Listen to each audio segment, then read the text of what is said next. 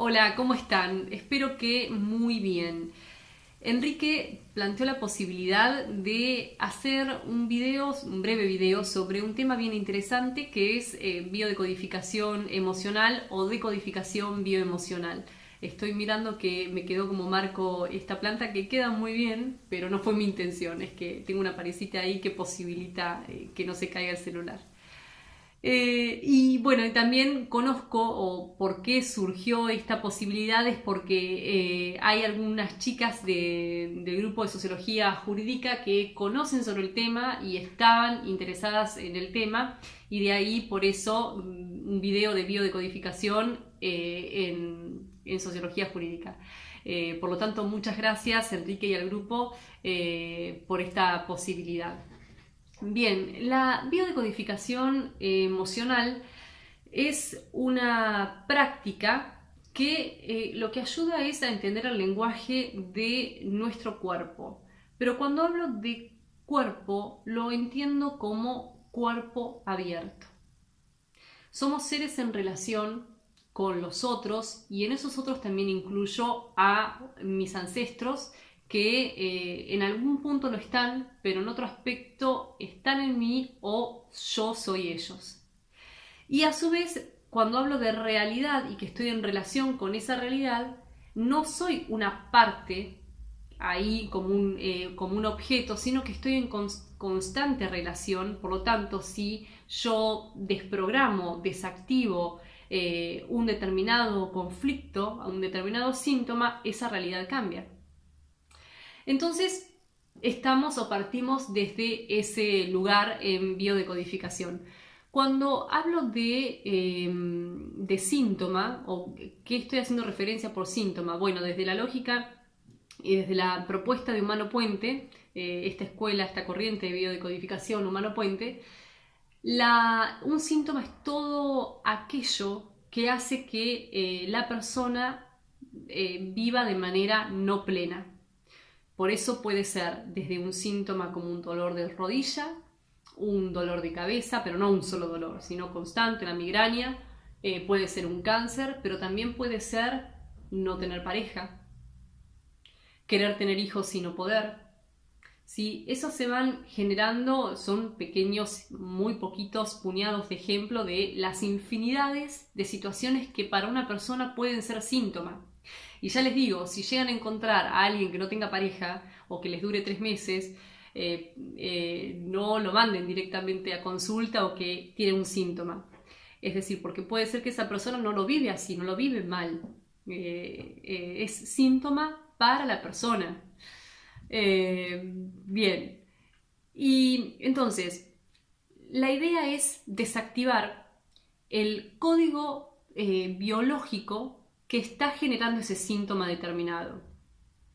¿Por qué? Porque en biodecodificación una de las cuestiones que más se tienen en cuenta es aprender a pensar de manera biológica y de manera arquetípica, es decir, que los conflictos que repercuten en la vida de la persona, y mucho más fácil a veces cuando sucede en el cuerpo físico, no es azaroso que determinados conflictos se manifiesten en determinadas partes del cuerpo. Por ejemplo, las manos están relacionadas arquetípicamente en el inconsciente colectivo, está grabado de que las manos ¿sí? Es la acción de alabar al Padre, al Sol, al Padre. Entonces eso ha quedado guardado en esa historia evolutiva. Por lo tanto, cualquier conflicto con el Padre, o sea, se va a repercutir en las manos, padre o función paterna. Por eso, si alguien viene con un dolor y después hay que decodificar qué está diciendo cada dedo determinado, sí, pero a grandes rasgos, sí, conflictos en las manos, conflicto con el padre o la función paterna. Conflictos en los pies es conflicto con la madre o con la función materna. ¿Por qué? Porque también desde la historia evolutiva, nuestra historia evolutiva, ha quedado anclado que los pies es la parte del cuerpo que tiene contacto con la madre tierra, con la Pachamama. Entonces ahí también queda anclado esa relación. Después podemos encontrar así muchísimos, o sea, todo el cuerpo está con ese código biológico determinado. O por ejemplo, si hay conflictos en problemas en el hígado, ¿sí? O por ejemplo, un cáncer de hígado, va a estar contando historias en las cuales hay un clan que ha pasado mucha hambre. Puede ser que nuestros clanes, nuestros ancestros, algunos haya pasado muchísimo hambre, pero justo en ese clan determinado, esos conflictos marcaron fuerte a ese clan determinado. Mientras que en otros, la historia que generó, que ancló muy fuerte, fue las historias de exilio, de destierro. Entonces, con el hígado, por ejemplo, o con las historias de hambruna, el hígado va a repercutir en el hígado, eso va a resonar esas historias o esos conflictos o tener miedo de quedarme sin la comida, sin el pan, ¿sí? Es en el hígado. ¿Por qué? Porque el hígado también de manera biológica es el órgano encargado de hacer que rinda el alimento. Por eso también, y otra cosa, siempre hay que ir del síntoma a la historia, nunca de la historia al síntoma. Por ejemplo, ustedes dicen, pero yo me acuerdo o conozco que tengo ancestros que pasaron mucho hambre y que, bueno, entonces yo voy a desarrollar un cáncer de hígado. No, no es tan literal, por suerte, sino que hay que ir del síntoma a la historia.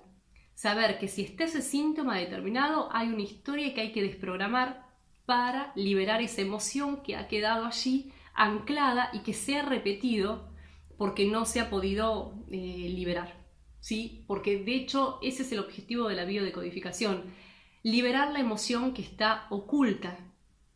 Y para esto, bueno, la biodecodificación se nutre de los aportes de la física cuántica, de la biología evolutiva, de los estudios sobre el inconsciente, de la programación neurolingüística, psicogenealogía, del conocimiento de los pueblos originarios. Es decir, es todo ese combo, esa combinación hace que surja esta práctica que es la biodecodificación. Entonces, y también estaba pensando en otra cosa, que el que comenzó de todos modos a dar los primeros pasos para aprender a pensar de manera biológica es o entender que las emociones, determinadas emociones que quedaban guardadas por determinados traumas, iban a repercutir en una determinada parte del cuerpo y no en otra. Eso de que hay una relación emoción, partes del cuerpo, ¿sí? Parte física, lo estudió de manera muy pormenorizada el doctor Hammer, que es un oncólogo, fue un oncólogo alemán, que se le llama a ese aporte que después dio lugar a todas las corrientes de biodecodificación, nueva medicina germánica. Ya les digo, si ustedes googlean se van a encontrar con un sinfín de puntos de vista, algunos que están a favor y otros que defenestran a Hammer, que consideran que eso que propone es una pseudociencia y por lo tanto también el desafío está de las corrientes de biodecodificación, el desafío está en establecer o legitimar sus bases biológicas. Todavía eso está haciéndose o por hacerse. De lo que no se puede negar es que lo que sucede allí es también evidencia. Por lo tanto, en ese aspecto hay un conocimiento válido a ser considerado, esta práctica como un conocimiento válido. Ya está mi sonrisa porque estas fueron algunas conversaciones que tuvimos con Enrique y que él podría hacer también un aporte a qué hago referencia con esto de práctica y conocimiento válido, que no precisamente la biodecodificación sea una ciencia, pero se puede legitimar como otras prácticas que son legitimadas por el canon o la academia o por el conocimiento que se considera válido. Por lo tanto, bueno, para ir cerrando un poquito, o se podría decir mucho más, pero entonces el origen del síntoma, ¿a dónde se busca? Se busca en la vida contemporánea. Puede ser que algo sucedió, me duele el hombro y tiene que ver con y según qué tipo de cuál hombro, bueno, tiene que ver con la responsabilidad que carga esa persona con respecto a la pareja, según el hombro que sea, según si es diestra o derecha, o con algún aspecto determinado, pero esto tiene que ver con la responsabilidad, y esto también es arquetípico, ha quedado en realidad anclado en que en la época de cazadores y recolectores, ¿a dónde se ponía la presa? ¿Sí? Todo el peso del trabajo en el hombro. Entonces aquí, en el omóplato, en el hombro. Entonces se va quedando allí anclado ese tipo de relaciones. Entonces, puede ser que el conflicto sea para resolver enseguida porque se dio en la vida contemporánea, pero hay otros síntomas que no se resuelven solamente pasando por la vida contemporánea, sino que puede ser que una persona venga y que diga, mira, me siento triste y tengo una tristeza profunda y no sé bien de qué, y la pregunta es siempre ¿desde cuándo? Y ella dice, o esa persona dice, desde siempre. Entonces, ese desde siempre es una clave para decir que hay que ir a proyecto y sentido, es decir, a la panza de mamá, que es donde las células, ¿sí?, se impregnaron de de esa información que para seguir generando vida, si la mamá, la panza de mamá, el útero allí, mamá vivió con muchas angustias, mucha tristeza por un determinado tema, las células aprendieron que ese es el modo de vivir. Por lo tanto, va a seguir creando situaciones de tristeza o de sentimiento para seguir viviendo. ¿Sí? Esto es biológico.